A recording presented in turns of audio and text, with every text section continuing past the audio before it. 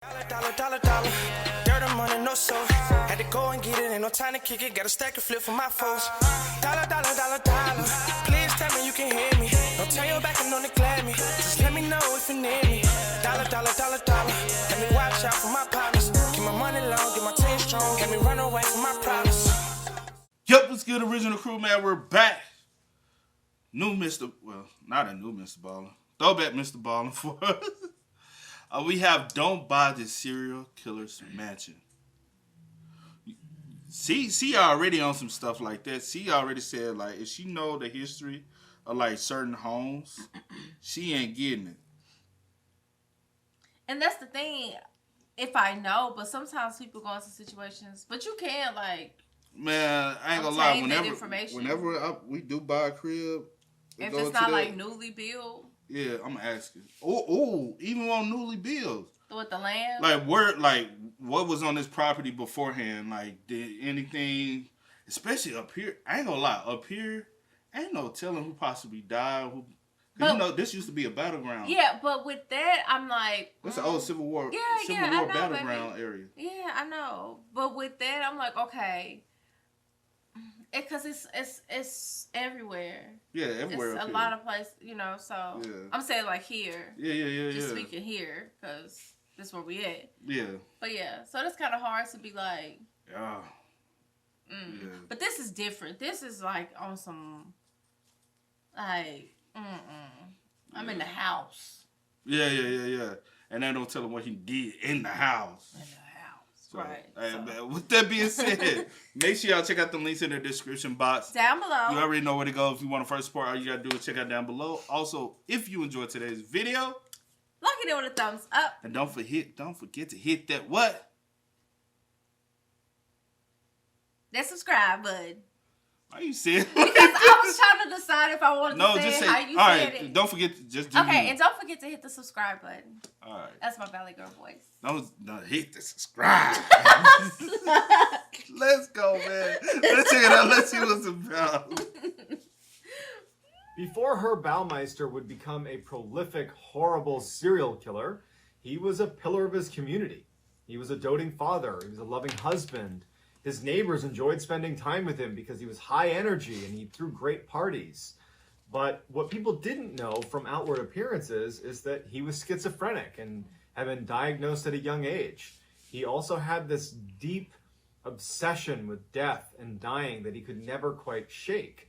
His morbid obsession would ultimately take over, and he would go on to end the lives of nearly 24 young men in Indiana, and he would bury the majority of them on his property, which was known as Fox Hollow Farm. When an investigation into all these missing young men in Indiana points at Herb Baumeister being the primary suspect, Baumeister flees his property and ultimately ends his own life, and in the note he leaves, he just says that the reason he's taking his own life is because his business is failing and so is his marriage. He doesn't That is such a coward way. What? You know what I'm saying? Like, you that much of a coward to, like, take people's lives the way you did, especially that many. And then when you get confronted about it, you want to run away now. Like you, right. That, to me, that's a coward. And then say the reason for it is because your business is failing and your marriage is, like, what? Yeah. Come on. To any of the murders, he doesn't give investigators any indication of how many people he killed or where they are. He didn't give any closure to anyone. He just took his own life, and that was that. And so while investigators did a very thorough search of the property that Baumeister owned, the Fox Hollow Farms property, and found over 5,000 human bone fragments and were able to identify a number of victims, they believe that there are more victims buried at Fox Hollow Farms that we may never uncover. So our story picks up over a decade later when two new owners come in, purchase Fox Hollow Farms, and almost immediately some very strange things start happening in and around the property. Then they record this very famous audio recording inside the property, which that, in conjunction with the other strange things that they had seen around the property, leads them to believe that Fox Hollow Farms is haunted. So before we get into their story and we listen to that audio recording, If you're interested in strange, dark, and mysterious content like what I'm promising on today's episode, then you've come to the right place, because this is the type of content that I produce 3 to 4 times a week. And so if that interests you, if you would, please gently assassinate the like button and then turn on all notifications so you don't miss any of these uploads every week. So let's dive in. In 2006... They said gently assassinate. Man, ain't no gently assassinating nothing. Mr. Ballen has came a long way, though. Shout out to this and this just a couple years ago. This COVID, right around when COVID was going on. Damn, he came a long way. Rob, Vicky Graves, and their 2 teenage sons were tired of living the city, fast-paced lifestyle and decided to look for some property in suburban Indiana where they could kind of escape that busy lifestyle. And so when they were looking at real estate in some of the nicer suburbs of Indiana, they found this one property called Fox Hollow Farms that was this huge, sprawling estate, but was selling for some unbelievably cheap price. And so they contact a real estate agent who says, yeah, we'd love to give you a tour of the place. It's up for sale. No one's occupying it right now. It's owned by an investor, but they are looking to sell, obviously. So yeah, let's do a house tour. And so they're open-minded. It seems too good to be true, but they decide, you know what, we'll go take a look. And so they get to this property, and it's beautiful. It is everything they wanted this dream home they're looking for to be. You know, it has an indoor swimming pool. It's got loads of bedrooms and bathrooms. It's like basically a mansion. And as they're walking around the property, Rob is speaking to his wife, Vicky, and they're both kind of going back and forth like, what's wrong with this place? This doesn't make any sense. Rob starts to wonder, wait a second. I think I've heard of this place on TV before. And he's having like an epiphany. And he's like, I think that this could actually be the home of one of the most notorious serial killers in Indiana's history, Herb Baumeister. It's like it just came to him that the name Fox Hollow Farm was something he remembered hearing on TV. And so he stops the real estate agent on their tour and he says, hey, this is a beautiful home, but is this the home of Herb Baumeister? And the real estate agent, almost expecting this to be brought up, was like, yes, that's why it's still on the market. People are unwilling to purchase this home, even though the investor who scooped this up in the 90s, following the tragedy that was the Herb Baumeister case, the investor had basically gutted the whole residence and basically removed all the kind of remnants of what it used to look like when Herb Baumeister was living there. Nobody wanted it because, you know, Herb Baumeister had killed nearly 24 young men and buried them on the property, and investigators still were finding pieces of bone on the property. And they didn't really know how many victims there were. And so it was this kind of spooky place to live. And so the real estate agent just said, that's why it's so cheap. The property's beautiful, it's well kept, but no one wants to be here because of the history. The real estate agent says, here, why don't you and your wife just go talk about it? We can leave if you guys aren't comfortable with this. Ultimately, they decide to purchase the property. So a couple weeks later, Rob and Vicky and their 2 teenage sons move into Fox Hollow Farms, and they love it. And especially their 2 teenage sons love swimming in the pool. And they had gotten in the habit of basically running around outside and then tracking in dirt and gravel into the swimming pool. And so one day, Vicky is vacuuming up some of this dirt and gravel that had gotten inside of the area around the pool.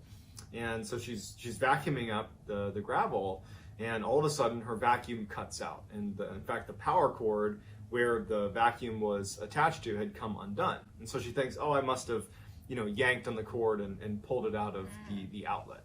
And so she goes over and she plugs it back in, and she goes back to vacuuming up the gravel that was in the pool. And so as she's doing that, it goes out again, which surprised her because she remembered thinking to herself, like, don't yank on the cord because you just unplugged it. And she turns around, and now the cord from the vacuum and the outlet it was plugged into are separated by about a foot. That it was as if it had been like yanked out pretty hard. And she's thinking to herself, like, did I just yank on it again? Like, am I wrapped on a chair or something? Like, how did I yank it out, and how did it move a foot away from the outlet? And so after she plugs it in, she checks it and kind of yanks on it to make sure it's not falling out on its own. Like, it's not a kind of weak connection to the port. And it's not. It's in there secure. And she goes back to vacuuming, and she's looking over her shoulder and checking the outlet as she's vacuuming. like wondering like what was causing it to pop out of the socket like that. And as she's looking at it, she watches it pop out of the socket again. Except it didn't just fall to the ground. It like jumped out, as if there was a surge of electricity that, you know, popped it out of the socket or something. And she drops the vacuum because it startled her and she didn't know what to make of it. Rob worked at a car dealership, and one of his employees, Joe, was chronically late. And it got to the point where Rob's like, Joe, what's going on? Like, why are you always late? And Joe said, you know, I live over an hour away and I can't get here on time. I got to find somewhere, you know, to live that's closer to the dealership. And Rob is like, well, actually, we have an entire apartment attached to our residence at Fox Hollow Farms that no one's staying in. We'd be happy to let you rent. I ain't doing that. I mean, that's well, he probably trusts him because he works with him. He probably got, you know what I'm saying? Yeah. I'm like, 'cause that's real nice of him. Obviously, he trusts him that much, like, to be coming to stay on my land now and be with my family. Crib, but that's a lot of land. And you get it for cheap. Anybody would have. Not anybody, 'cause a lot of people did. Yeah, but it takes a special type, you know. I ain't gonna lie, that does look enticing though. The house is beautiful. And I wonder, like, 'cause he didn't say the amount it was on the market for. Bro, look. That's a whole mini. That's a house. The apartment. Apartment is bigger than like, bro. That's bigger than most people's home. That's crazy. Okay. Yeah. It looks very enticing. Would you like literally if you got the money and everything? You like, hey, it's getting for dirt cheap. Yeah, we might, you know what I'm saying. But it's been some years ago. You know what I'm saying. Been renovated. Everything's been clean, but they still like far back on the property, still finding bones. Do you take this crib? It's like your dream space. You see, because think about it, you want a lot of land. This is a lot of land. Even the trees, so the trees are little. So even if you wanted to expand, you can easily knock them trees down and expand Not your you property. Really trying to sell me? No, I'm just saying like because I know what you're looking for. Yeah. And it's already a big ass mansion. Ain't no telling. Let's just say it's 10 to 15 acres. We don't know. Yeah. We don't know how many acres it is. Just say it's 10 to 15 acres. Could be more, could be less. Mm-hmm. It ain't that much less, but it could still be a little less. Mm-hmm.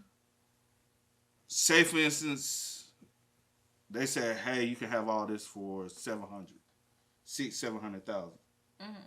That's a steal. That's a steal. What would you do? No, I'm asking you because I know you. How do you know me? I just want to know if you're going to say yes or no. No. Okay. I wouldn't take it. You're still not going to take it. I wouldn't take it, no. Even if it's your dream home, everything in there, you're like, damn, this is a beautiful kitchen. This is the right amount of land I'm looking for. Hey, if I wanted to build my mama house next to it, we can easily knock that. Just because I'm big on like the energy, and I really feel like grounds. You can feel that. Like you can definitely like I could, especially how many people, no telling how they went out, knowing that they did. You buried their. I couldn't what happened do that. on what happened? Like you don't know each inch of this ground. You don't know. Some things probably happened here. You probably took people. I don't know. I can't personally. Okay. I just want to see what you're gonna say. Out. It's right down the road. And Joe's like, actually, that sounds pretty great. And so just a couple days later, Rob helps Joe move into the new apartment. And they spend the whole day moving all the boxes and furniture in there. And just in the span of just a few hours, they move everything into Joe's apartment. Rob leaves. Joe is exhausted. It's just he and his dog, Fred. And Joe just decides to crash for the night. And he lays down in the bed and falls asleep. And so that night, he has this dream where he's being chased by someone. He doesn't know what it is, but it causes him to actually act out his dream, like sleepwalk. He jumps up out of his bed and starts running as if he needs to escape the apartment, but he's like kind of half dreaming, and he runs into the door frame, falls to the ground, knocks a glass over, and actually cuts his hands up pretty bad. Oh, no. And so he like comes to, and he's like looking around, and he's like, what was that? So a couple days later, Vicky comes home, and she finds Rob painting the side of the house. And she and Rob stop and are talking about how beautiful it's going to look when the painting's done. And out of the corner of her eye, Vicky sees something in the forest that was on the edge of their property. And it was actually a man standing with a red t-shirt on, just standing like looking at their property. And as she's looking at him, he turns around and he starts walking away farther into the forest. And so she kind of looks, and before she says anything to Rob, the guy has just vanished into the woods. And so she just goes, Rob, I just saw someone standing on our property. He had a red shirt on and he was right over there. And Rob immediately is like, well, you know, honestly, we moved into a serial killer's house. We should accept that there's going to be people that are just going to want to sneak onto our property to get a look at this building. And so they walk over to where Vicky has seen this guy in red, and they look, and you know, there's no one there. They yell out, like, hey, is anybody here? And no one's there. And so even though it was pretty unsettling, Vicky and Rob just decide that, I guess this is a reality of living here, is that you're going to have people spying on you a little bit because of the notoriety of the home. So later that night, Joe is in his apartment, and he's doing some dishes, and it's late at night, probably like 10 or 11 o'clock at night, and he hears a knock on the door. And he's literally mid-dishes, his hands are wet, and so he turns off the water and he yells out, hey, just a second, and he starts toweling off his hands, and as he's doing that, the knocking gets louder and more aggressive, and he's like, hey, hold on, I'm just drying my hands off, hold on. And he assumes it's Vicky or Rob. And so he starts walking over, and the knocking is just incessant. And he finally opens the door, and no one's there. It wasn't like the knocking was going on and stopped, and then he went over there and opened it. It was literally like the knocking was happening as he's opening the door, and no one is standing there. He's like immediately on guard. Like, okay, is someone like on the roof, like bending down? Is someone hiding? Like, what's going on? And he kind of pokes his head out, and he's looking around, and he actually steps out onto the front steps there, and he's looking around. And he figured, like, if someone had knocked, they'd be running away if they're gone already. And he can't hear anything. It's just silent. There's no one there. And then he goes back into his apartment, shuts it, bolts the door shut, and out of the corner of his eye, he spots what looks like a man in his bedroom, basically just walking past the door frame into his bedroom. And it totally startles him. His dog starts growling and looking in the direction of the bedroom. And so he walks over there and looks in his bedroom, and there's nothing there. He flips on all the lights. He looks around, and he's like, what's going on here? Like, it totally scared him. So Joe had only been in this apartment for about 3 weeks, and one of the things he had kind of developed a habit doing was in the evenings he would take his dog Fred for a walk along the driveway that was, well lit, and the driveway was pretty long. It's a big piece of property, and he would take his dog up to the end of the driveway and then walk back. And because of what he's just witnessed with the knocking on the door and what looked like someone in his apartment, he decides he just wants to clear his head and go on a walk with his dog. And he figured he could maybe swing by the main house and see if the lights were on in Rob and Vicky's house, because in some way, maybe if their lights were on, it would indicate that maybe they had been over and had been knocking on his door, and tomorrow he'll find out what it was about. Like, he's searching for a way to rationalize this. And he notices right away that Vicky and Rob's house is totally dark. They're asleep. He doesn't make it very far when his dog stops. The dog starts taking off into the tree line. And before Joe actually takes off after his dog, he looks up and he breaks out through some of the lighting over the driveway that there is a man in red with a red t-shirt that's at the edge of the forest. And his back is turned and he's walking into the forest, and as Joe's looking, it looks like the man in red actually disappears. And so the dog is heading straight for this man in red, and so Joe, because it's his dog, he loves his dog, he starts running after the dog, even though he's out. Do you let the dog go? See, that's why you need to have him on a leash. True, but when you got open property like that, typically people don't have their dogs on a leash. But just with the situation that just happened, I just be kind of cautious. I was about to say, because I was thinking, I wonder, does Joe know about the home, about the land, what happened? I wonder, did Rob tell him? Or did he hear, just I think he did say at the beginning that he knew, like... Well, now, I know Rob, I know the Yeah. But not, like... He probably did, and I probably just missed it. Because I'm like... And I'm sure he would know, because especially in the town... that's what I'm thinking. Because it sounds like they're in, like, a small town area, right? So, it's, like, stories like that people know about. Yeah, true, but since he stayed kind of like an hour out, I was just trying to think, like, is he putting two and two together? Like, does he know? But peep this. You stay where you stay. You never came to where I live. But y'all have always heard stories about stuff that went on in my town, right? Not really. Well, I mean, I didn't hear stories per se. I just used to hear like, no, not stories. That stuff that went on. No, I just used to hear that one rumor. I ain't talking about that. Other than that, I ain't really know nothing about the people from your town. Absolutely terrified of what's going to happen here. He couldn't let his dog get harmed, so he chases into the woods, makes it like a few feet into the woods where he finds his dog. Okay. That's now not barking and is actually facing back out at Joe, and it's kind of cowering, looking at where Joe is now standing. And Joe kind of begins to turn, and the man in red is standing right next to him, looking directly at Joe. What the world? And Joe just panics and starts running out, doesn't stop to do anything.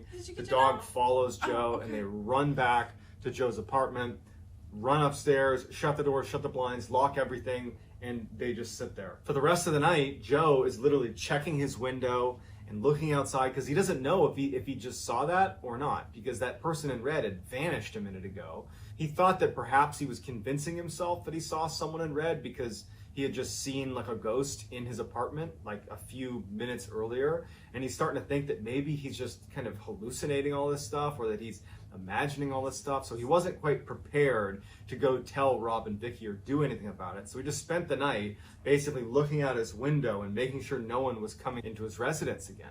And so the next morning goes and tells Rob and Vicky what happened the night before. Everything from the knocking on the door to the person that he thought he saw inside of his apartment to then ultimately the man in red that his dog chased after. As he's telling them about this exchange with the man in red, Vicky is getting pretty emotional. And Vicky is like, I saw a man in red. And she points to the area of their property, and it's the same area that Joe had just been describing where this had all happened. She was like, I saw a man in red right over there. Like, what's going on? So that night, Joe is in his apartment, and Joe is definitely on edge about what had happened the night before. He's increasingly almost listening for noises outside because of how scary the night before was. And he forgoes his walk on the driveway with his dog. I think he's pretty much done doing that after that encounter. And as he's in his apartment, he hears knocking on the door again. And he yells, "Who is it? Who's at the door?" And no answer. But the knocking continues. And it's one of those knockers. It's the actual knocker on the outside of the door that's being hit over and over again. He can see the door actually shaking from how hard this is being banged against the door. And finally, after like poking his head out and seeing no one, he rips the door open. And no one's there. And he looks at the door itself. And the knocker is perpendicular to the ground, like someone's holding it up, but no one's there. And as he's looking at it, it swings down and knocks the door one last time. He slams the door shut, locks it, and he's absolutely petrified. He sees the... Whatever was knocking already in. You done let him in. You don't supposed to open the door. Some knocks and ain't nobody there. Don't you ever open the door. You already let the spirit in. Don't you open the door. If you believe in it. That's right up Seattle. If you believe in that type of stuff, don't open the door. Knob on the door start to turn. You can hear the sound of the spring tightening as the doorknob slowly turns all the way over into the open position. The door's locked, but the doorknob's been twisted. And he's looking at the door, and then there's silence after the doorknob's being held in the, call it, open position. And then all of a sudden it bursts open, breaking the lock. No one's outside. And he looks at it, and he's absolutely frozen for a second, and then he just runs out of his apartment to see who is doing this. No one's there.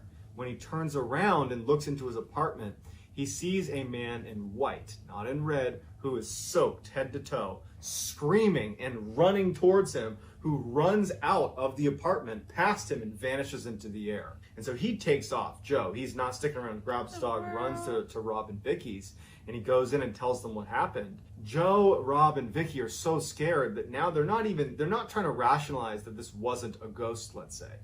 They're trying to convince themselves that this is a friendly ghost, that these are the victims of Herb Baumeister that have been tormented by Baumeister, but they're here. Do you think it's the victims, or let's say this, because like my head, whenever I go into this world, my head goes here. Maybe these are the victims that haven't been found and are seeking to be found. That's the reason why the man in red is always in one area. Now, that's also the reason why this ghost is here. Because whatever happened to him when he was in his body happened when he was, like you said, you don't know what's happening throughout this whole property. You don't have just a regular apartment away from your, you know what I'm saying? Right, and you're not using it. Like you're doing something at this joint too.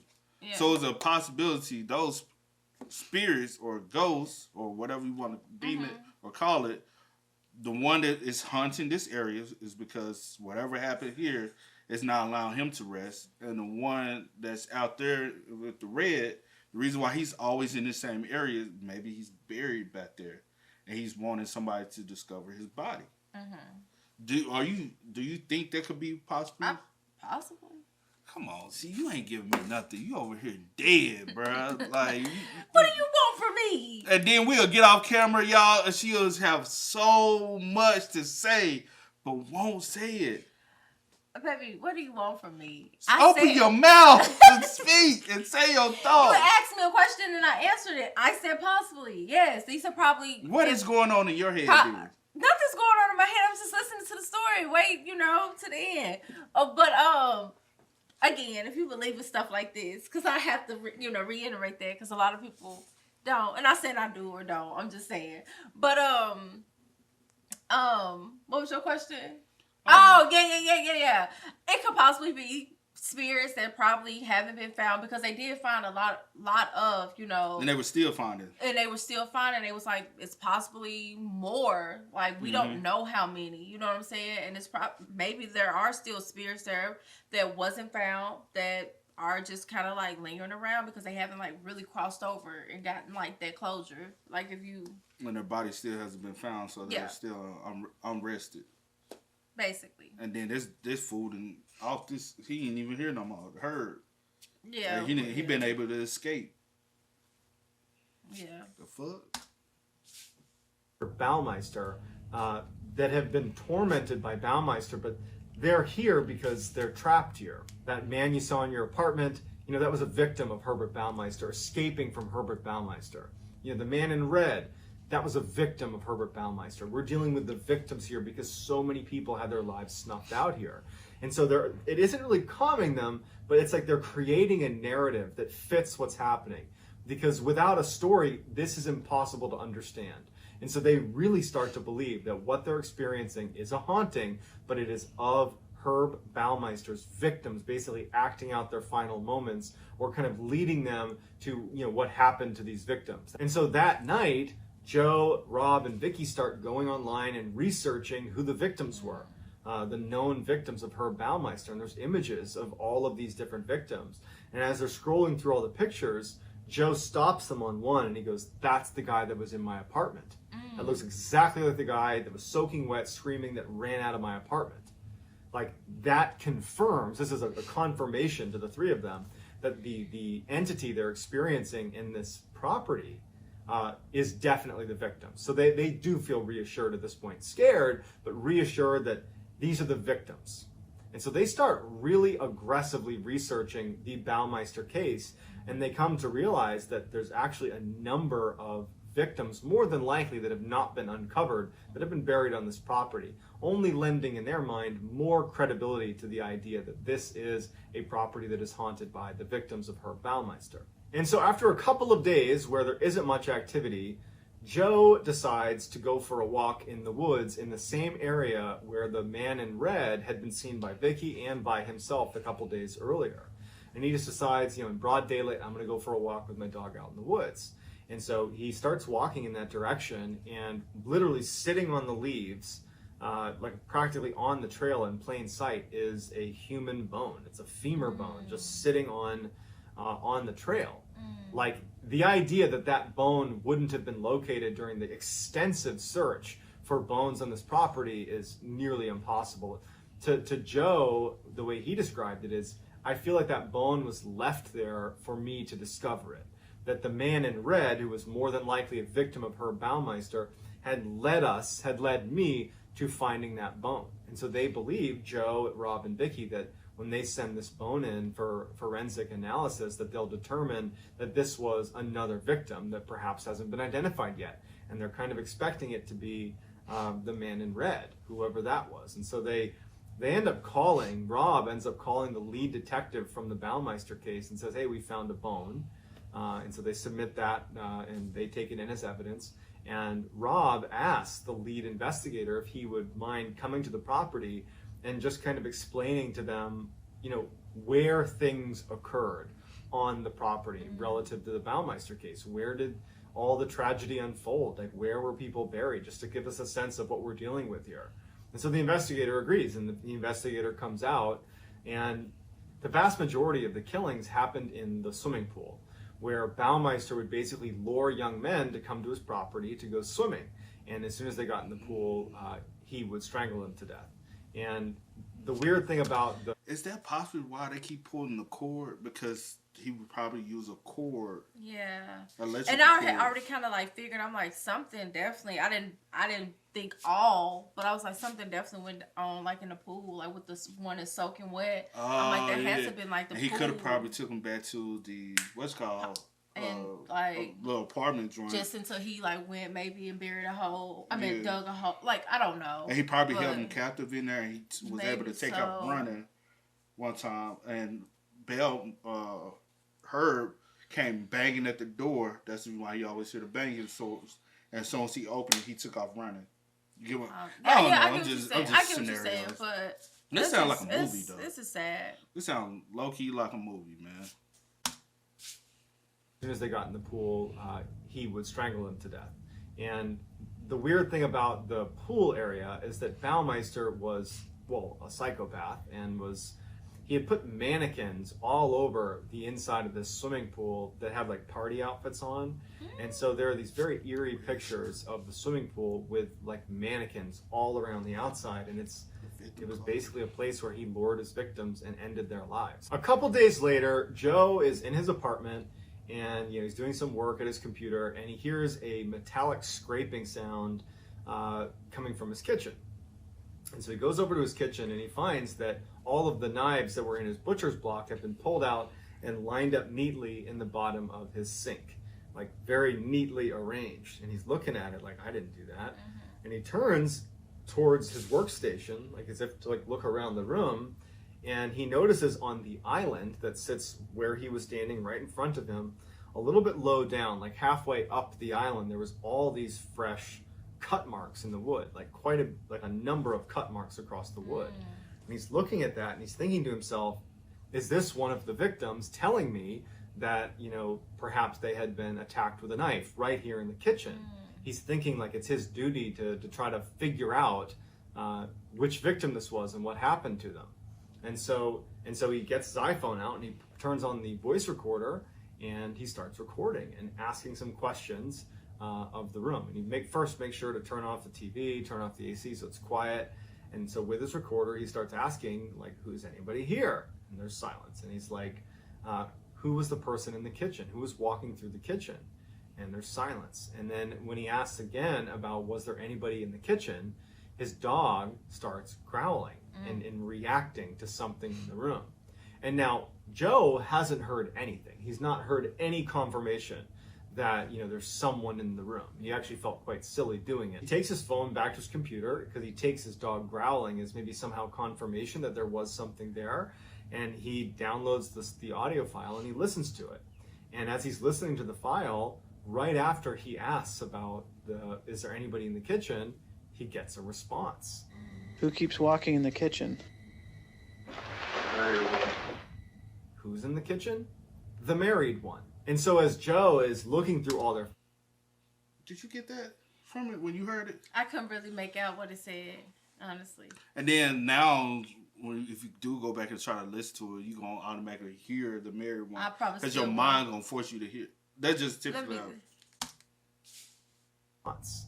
Who keeps walking in the kitchen? Who's in the kitchen? The married one. And so as Joe is looking through all their files, he's seeing that every single victim was single. No one's married. They're all young men who are single. The only one who was married, involved in this case, was none other than the serial killer himself, Herb Baumeister. And so Joe has had this revelation, and it's when he realizes that it's not just the victims here. Herb Baumeister, the serial killer himself, is haunting this property. So I'd love to hear what you think is going on at Fox Hollow Farm, whether this is a haunting with Herb Baumeister himself showing himself and speaking on audio files, or if this is just a big hoax. I'd love to hear what you think. And if you want to get in touch with me... That's crazy. You know me, see. You already know what I'm finna do. I don't know. Is it a hoax? You already know what I'm finna do, see. What you about to do? My research, you know. Oh. I'll be on this case for the next, 2-3 days? Herb. Wow. I don't know. I wonder, like... So if we going off the recording, what you see? I done watched this before then. Because it picked right into the middle. So you have come across it before? Probably have, no. But if we're going off of the recording, and he said the married one, if that's what he said, who is the person in the red shirt? Or is the person in the red shirt? Or is... So basically, Herb is hunting. Oh, you know what? If we're gonna go off of that, Herb that was probably his little secret. His space that he did things or and whatever. And now Joe and is now in. You've come in and you're kind of like, invading my space. Yeah. If we're going off of that, or it could just be a hoax. And that could be the reason why it was wet, went running out, because Herb is forced his way in, and now the victim, whoever the victim was in the white, and was wet, went running because he's trying to run away from Herb. This Herb is still yeah. So the spirits and everybody is still there. This is him and his wife.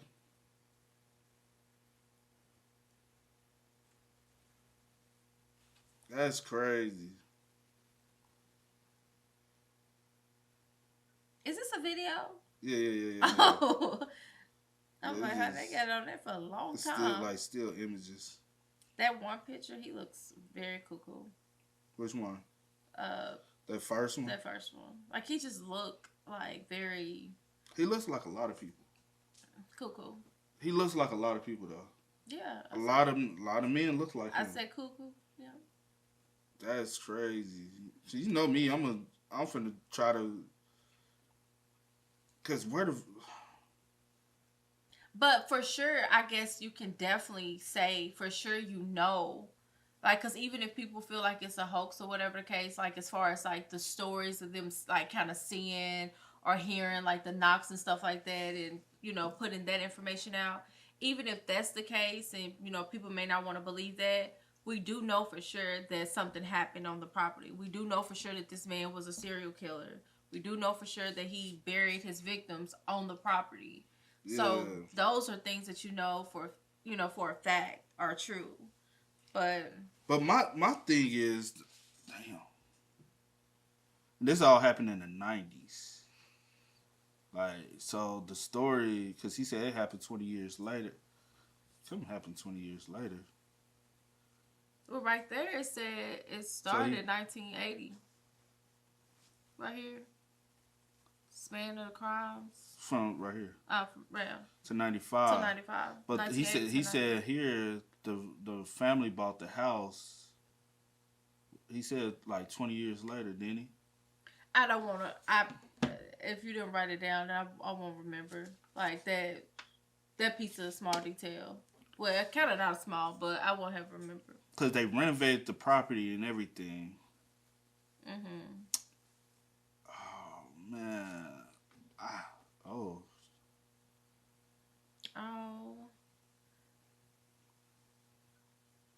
Those pictures of... Oh. These are all the victims. Wait, huh? These are his victims. He didn't have a type. Okay. You know how I say this, Jeffrey Dahmer had a type. He didn't have a type. Yeah. We got more. We'll look later. Oh yeah. Yo, that is crazy. Just kind of whoever he invited over, if they said yeah, that was just kind of like what it was. Yeah, that's crazy. That's man. sad. That's a lot of victims, though.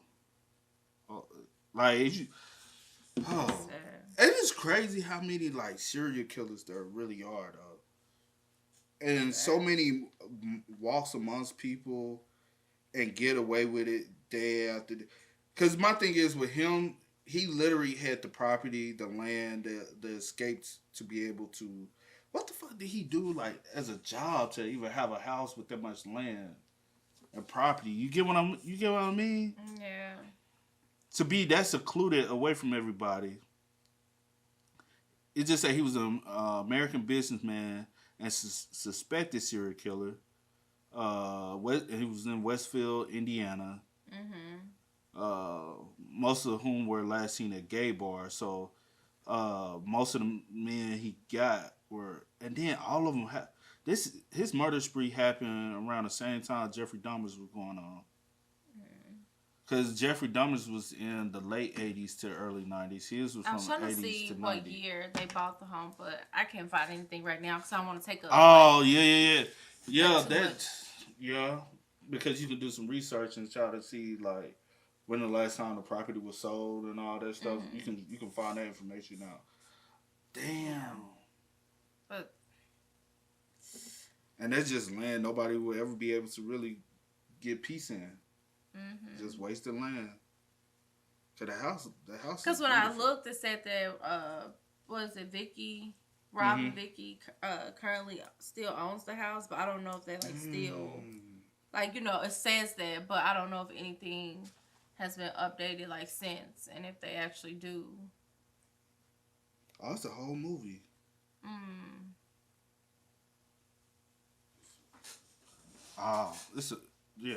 The Haunting of Fox Hollow Farm is This was a documentary horror film. You can watch it on Tubi, YouTube. You gotta have premium subscription. You got Amazon Premium, Sling TV. But you can watch there are films about it too. So if you want to do more research, there's more information out there to see. Because this was even though he talked about it, introduced you to it, I feel like there's way more details you can really find out, and if you really want to know more, you know what I'm saying? Some evil people. I'm just really thinking, and the amount of serial killers we and you would think, because so many people, because with him being a businessman and having this nice house and probably looking nice and presenting himself just like whatever, people are more willing to trust you and be willing to come over to your home and whatever the case may be. But all along, you were elfed up in the head. His victims were last seen at gay bars. All his victims were last seen at the gay bar. And 9 times out of 10, the clubs was in the city. Mm-hmm. So wherever he lived at, he had to go to the nearby city to get his victims. Mm-hmm. People knew him in the community, so they should have known that he was married.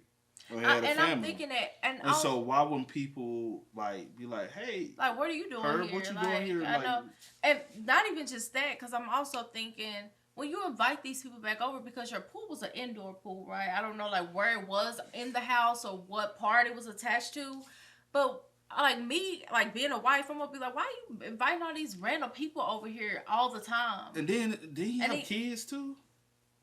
I think he had kids as well. I don't want to. He was married. Yeah. I don't know if he had kids too, but why don't you know that what's going on at even though that's your husband's home? Yeah. That's your home too. I'm just wondering. What's the mannequin shit? I don't know. And then all the mannequins had old clothing. So I'm like, is it the clothing from the victims he's putting on the mannequins? So he can, it reminds him of all his victims, like souvenirs, because they would even have on wigs. Yeah. So are you dressing them up to look like your past victims so you can still imagine them being there with you? Or it's just this sick, because you just never know the reason why people that are elfed up in the head like that, the reason why they do certain things that they do. But I'm really over here thinking where was your wife? How did she not know that things was happening? Or did you wait till she went to sleep to do things, and you just told her hey, me and my buddy is gonna just have a couple drinks? And most of the time, that's what they do. Confused, though. They wait. Maybe she was out visiting family. That's when he would jump on things. But it's just too many. It's just like too. Because not only do you have to have time to be able to kill them, you have to have time to clean up. If it's a mess, then you also have to have time to bury them. That means dig the hole on the property and bury them and cover it. It wasn't like it didn't seem like it was like it would be that big of a mess, because at the end of the day, he still had like the weight, like as far as like strangling, like going for a swim, and then just like. So there's like no blood tracings that you would have to be trying to like clean up. But you never know if somebody struggled, fought back or something. So that's what I'm saying. Yeah, cool. I definitely get that. There should have been signs that for his wife to have seen something, noticed something. Did she never go to the pool area and wonder why the fuck you got these mannequins and they dressed up and looking weird? Was she okay with half of the stuff you was doing? Did she even know about the murders? I just have so many questions. Or did she just buy anything that you told her? Like, whatever you told her? Because she was just like, okay, cool, whatever, you know. Or did she have suspicions and she just kind of, like, didn't want to, like, rub him the wrong way? And we don't know what was going on in their marriage. True. So we don't even know that part. And like, she's still alive. I have something. Because my thing is, she might have a lot of, like, you know how she might have the answers that a lot of people are looking for, and she probably seen stuff, but then like intellectually think like, something was going on. Seen signs, but then like acknowledge them or like really think it was something to be looked into. You know what I'm saying? So who knows? But I'm pretty sure people that have already heard of this story have like dived into like watching like the films or reading up on it, and they would definitely know more. But yeah, with us, like, even though Ballen touched on it and stuff, it's still very vague, and I feel like there's more to the story. It's definitely more. It's only so much that you can put, like... But it's just... And, you know... It's crazy how many, like, new serial killers we have found out about through his videos. And he hasn't covered everything. Yeah. So just imagine other people have came across other serial killers and told their stories. So many sick people in the world. So many evil people in the world. But, because we do see a lot of y'all do ask us to react to other people, watch other people. Once we are able to start streaming and going doing that stuff, we will be able to touch on other stuff. Yeah, definitely. And watch other stuff with y'all, so we can have, like, one night, we just mystery night. We did deep diving into all type of things, watching a bunch of stories. So, hey, y'all stay tuned for that. 2024 is going to be a great year for us, man. I'm excited. But, hey, with that being said, y'all continue to spam us up. Let us know y'all thoughts down below, man. But as always... I do go by the name DJ Kid. This is. We are. Had to go and get it. Ain't no time to kick it. Got a stack and flip for my folks. Dollar. Please tell me you can hear me.